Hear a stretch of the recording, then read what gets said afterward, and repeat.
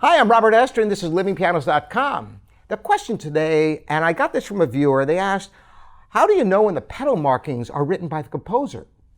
So the real fundamental question is, do composers write in pedal markings on the piano? The simple answer to that is the vast majority of the time, no. And you might wonder, why not? And the other question is, why do they do it sometimes and not all the time? Well, here's the long and short of it.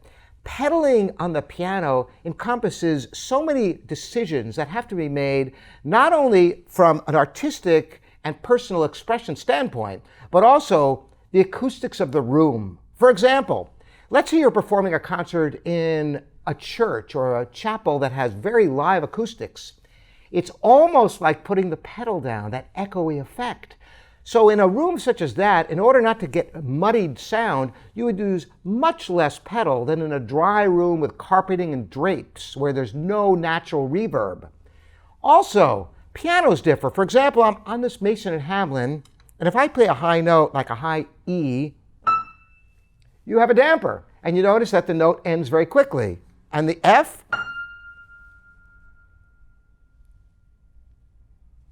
I don't know if you can hear that ringing on. The F has no damper. Some pianos have dampers all the way to F sharp, and the G is the first note that rings.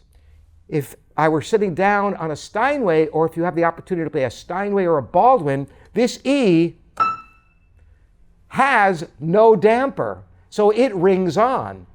So it's a kind of an interesting fact that you have to be able to determine where to use pedaling based upon the specific piano, the acoustics of the room. Now, where do they write pedal markings in?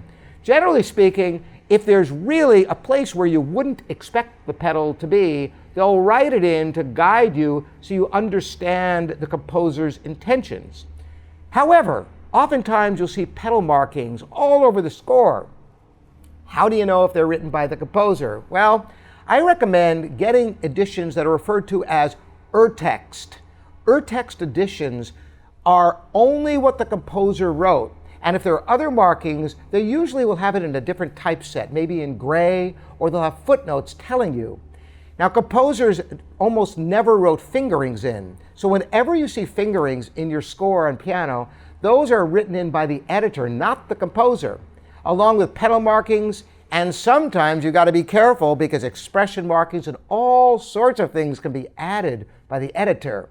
And you want to know what the composer actually wrote, which is no easy task, which is why you want to have an authoritative edition that goes through all the old autographed editions and early printed editions to determine what was actually authentic of the composer.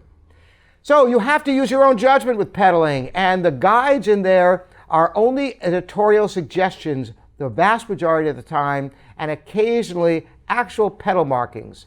It gets even trickier still because Beethoven sometimes wrote pedal markings in.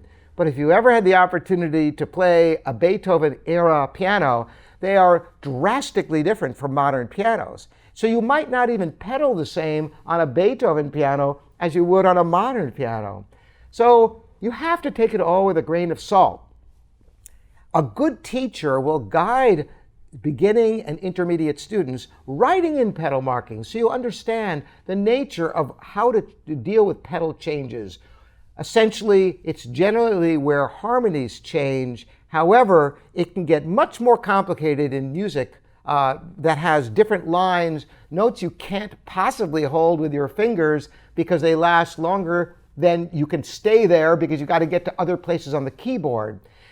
There's an art to pedaling, just as there is to fingering and other aspects of playing the piano, which is why a great teacher and good authoritative editions serve you well.